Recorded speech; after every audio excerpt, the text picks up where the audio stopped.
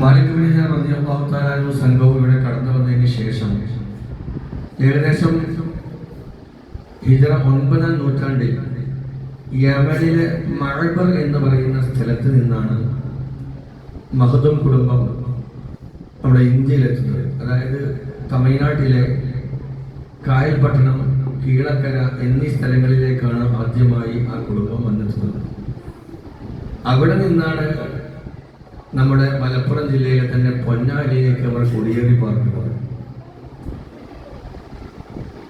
ഷെയ്ഖ് സൈനുദ്ദീൻ അഹമ്മദ് മഹബരി എന്നവരാണ് ആദ്യമായി ഇവിടെ കടന്നു വന്നത്. പിന്നെ അദ്ദേഹത്തിന്റെ പൗത്രനായ സൈനുദ്ദീൻ മഖ്ദൂം ഒന്നാമൻ, അവരുടെ സഹോദരി പുത്രനായി സൈനുദ്ദീൻ മഖ്ദൂം രണ്ടാമൻ, ഇവർ രണ്ടുപേരും നേരത്തെ സൂചിപ്പിച്ചതുപോലെ നമ്മുടെ പൊന്നാനിയെ മലബാറിന്റെ മക്ക എന്ന രീതിയിലേക്ക് ഉയർത്തപ്പെട്ടു. എന്ന് വെച്ചാൽ ആത്മീയപരമായി ഏത് കാര്യങ്ങളുണ്ടോ അതൊക്കെ സൈനുദ്ദീൻ മഖ്ദൂം റളിയല്ലാഹു തആല അവരുടെ അവിടേക്ക് വരുന്ന ആ സവിധത്തിലേക്ക് വരുന്നവർക്ക് അത് കൊടുത്തു എന്ന് മാത്രമല്ല, രാഷ്ട്രീയ സാമൂഹിക എല്ലാ മേഖലകളിലും അവർക്ക് അവരുടെ കയ്യൊപ്പ് ചാർത്താൻ സാധിച്ചിട്ടുണ്ട്. എന്ന് വെച്ചാൽ അക്കാലഘട്ടത്തിലെ പോർച്ചുഗീസുകാർ അവരൊക്കെ ഇവിടെ വന്നുകൊണ്ട് അധിനിവേശ ശക്തികൾ ഇവിടെ വന്ന് മുസ്ലിങ്ങളെ പ്രത്യേകിച്ച് കൊല്ലാക്കൊല ചെയ്യാനും അവരെ ക്രിസ്ത്യാനിസത്തിലേക്ക് കൊണ്ടുപോകാൻ വേണ്ടി നിർബന്ധിപ്പിച്ചപ്പോൾ അതിനെതിരെ പടപൊരുതാൻ വേണ്ടി തുഹ്ഫത്തുൽ മുജാഹിദീൻ അടക്കമുള്ള ഗ്രന്ഥങ്ങൾ രചിച്ചവരാണ് മഹാന്മാരായ സൈനുദ്ദീൻ മഖ്ദൂം. അവിടെ കാലഘട്ടത്തിലാണ് നമ്മുടെ കേരളീയ മുസ്ലിം സമൂഹത്തിന്റെ ഉമ്മത്തിന് വലിയ ആത്മീയപരമായ ഉയർച്ച ലഭ്യമായിട്ടുള്ളത്. ഏത് കാര്യമാകട്ടെ അവരെ സമീപിച്ചാൽ നമുക്ക് അത് നേടിയെടുക്കാൻ സാധിക്കുമായിരുന്നു. 36 വർഷം എന്ന് പറഞ്ഞാൽ 3.5 പതിറ്റാണ്ട് കാലം സൈനുദ്ദീൻ മഖ്ദൂം റളിയല്ലാഹു തആല പൊന്നാനി പള്ളിയിൽ ദർസ് നടത്തിയിട്ടുണ്ട്. ആ പൊന്നാനി പള്ളിയാണ് ഇന്ന് നമുക്ക് കാണാം. അവിടെ പോയി കഴിഞ്ഞാൽ ഒരു വിളക്കും അതിന്റെ ചുറ്റുഭാഗത്തിരിക്കുന്ന വിളക്കത്തിരിക്കൽ എന്ന് പറയുന്ന സനത് വരെ ആ കാലഘട്ടത്തിൽ കൊടുത്തിരുന്നു. എന്ന് വെച്ചാൽ ഈ കാലഘട്ടത്തിലുള്ള സനതുകളൊക്കെ ഫൈസി എന്നൊക്കെ പറയുന്ന ഈ സനതുകൾ, എന്നാൽ അന്ന് അതില്ലായിരുന്നു. മറിച്ച് വിളക്കത്തിരിക്കൽ സനത് കൊടുത്തിരുന്നത് മഹദൂമാരുടെ ആ പൊന്നാനി പള്ളിയിൽ വെച്ചായിരുന്നു. ഏതായിരുന്നാലും ഈ മഹാന്മാർ നമ്മുടെ നാട്ടിലേക്ക് എത്തിയതോടുകൂടെ പിന്നെ ആത്മീയമായ മേഖല അവരെ കേന്ദ്രീകരിച്ചാണ് നടത്തപ്പെട്ടത്. അതിനുശേഷമാണ് മറ്റിടങ്ങളിലേക്കൊക്കെ പോകുന്നത് എന്നർത്ഥം. ചുരുക്കത്തിൽ നമ്മൾ മനസ്സിലാക്കേണ്ടത് മഹദൂമാരുടെ വരവോടുകൂടെ നമ്മുടെ കേരളത്തിൽ വലിയതായ ഉയർച്ച ഉണ്ടായിട്ടുണ്ട്. ഒരുപാട് നേതൃത്വം വഹിക്കാനും പല മേഖലകളിലും മുസ്ലിം ഉമ്മത്തിന് പലതും നേടിയെടുക്കാനും സാധിച്ചിട്ടുണ്ട്.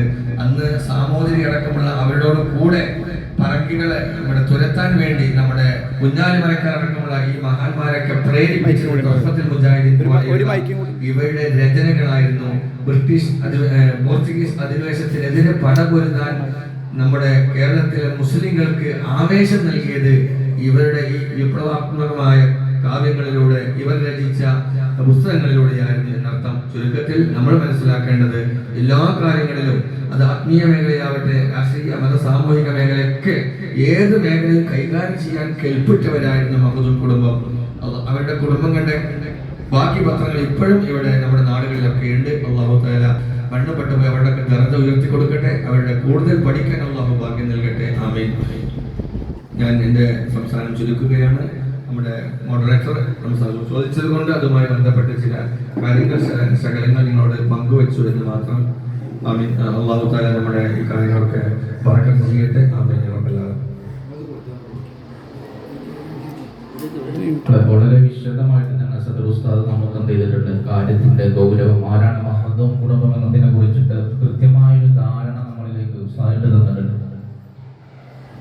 മാത്രമല്ല അതിലും കൂടെ പറയുകയാണെങ്കിൽ മലയാളം ഭാഷയെ കുറിച്ചിട്ട് മലയാളം ഒരു പേര് കിട്ടിയത് എങ്ങനെയെന്ന് പറയുമ്പോൾ ഒരു ചരിത്രത്തോളം എത്രത്തോളം ബന്ധമുണ്ടെന്ന് അറിയില്ലെങ്കിലും ചിലപ്പോൾ പറയാറുണ്ട് അറബികൾ നമുക്ക് എത്രയോ മുമ്പ് സ്വതന്ത്ര കാലഘട്ടത്തിൽ മാത്രമല്ല അതിന് എത്രയോ നൂറ്റാണ്ടുകൾക്ക് മുമ്പ് അറബികൾ നമ്മോട് ബന്ധം പുലർത്തിക്കൊണ്ടിരിക്കുന്ന ഒരു സാഹചര്യമായിരുന്നു. പിന്നീട് അവർ വന്നിരിക്കുന്ന സമയത്ത് പ്രവാചകൻ മുഹമ്മദ് മുസ്തഫ സല്ലല്ലാഹു അലൈഹി വസല്ലം തങ്ങളുടെ കാലം മുതൽ വന്നപ്പോൾ അവർക്ക് ഒരു ലക്ഷ്യം ഉണ്ടായിട്ടുണ്ട്, ഇസ്ലാമിനോട് പ്രചരിപ്പിക്കുക എന്നുള്ളൊരു ലക്ഷ്യം കൂടെ ഉണ്ടായിരുന്നു. ആ സമയത്ത് അവര് നമ്മുടെ ഭാഷ കേട്ടുമായി വളരെയധികം അത്ഭുതപ്പെട്ടിട്ടുണ്ട്. കാരണം എല്ലാവരും ഭാഷയിലത് പറഞ്ഞത് അല്ലേ, ചിലരോട് ചൊന്ന് പോടാ, ചിലരോട് നീ ഒന്ന് പോടാ, അങ്ങനെ വ്യത്യസ്തമായ ഭാഷയിൽ പറയുമ്പോൾ അറബികൾ പറയുന്നു നമ്മളെ ഭാഷയെ കുറിച്ച് മാലായല്ല അറിയില്ല, അങ്ങനെ അതിനങ്ങനെ സൂചിപ്പിച്ചിരുന്നു. അത് വിവർത്തനപ്പെട്ടിട്ടാണ് നമ്മുടെ ഭാഷയുടെ പേര് മലയാളം എന്ന് ആയതെന്നൊരു രേഖ നമുക്ക് കാണാനായിട്ട് കഴിയുന്നുണ്ട്. പിന്നെ മഹദൂം കുടുംബം വിദ്യാഭ്യാസ വിപ്ലവം നടത്തിയിട്ടുണ്ടെന്ന് നമുക്ക് എല്ലാവർക്കും അറിയുന്ന കാര്യമാണ്. നമ്മുടെ ഇന്നത്തെ ഒരു കണ്ടീഷനിൽ നാം നോക്കുകയാണെങ്കിൽ നമ്മുടെ കേരളത്തിലെ വിദ്യാഭ്യാസത്തെ കുറിച്ചിട്ട് സംസാരിക്കുകയാണെങ്കിൽ അതിനെക്കുറിച്ച് കൂടുതൽ സംസാരിക്കാൻ വജീഹ് നമുക്ക് കൂടുതൽ ഉത്തമമെന്ന് തോന്നുന്നു. നമുക്ക് അദ്ദേഹത്തിന് മൈക്ക് കൈമാറാം. ഇന്നത്തെ കാലഘട്ടത്തിൽ നമ്മുടെ മദ്രസ വിദ്യാഭ്യാസമായിക്കോട്ടെ, നമ്മുടെ മുസ്ലിം ഉമ്മത്തിലുള്ള വിദ്യാഭ്യാസ വിപ്ലവങ്ങളെ കുറിച്ച് ഒരു ബ്രീഫായ നോട്ട് നിങ്ങൾ നമ്മുടെ സദസ്സിന് കൊടുക്കണം.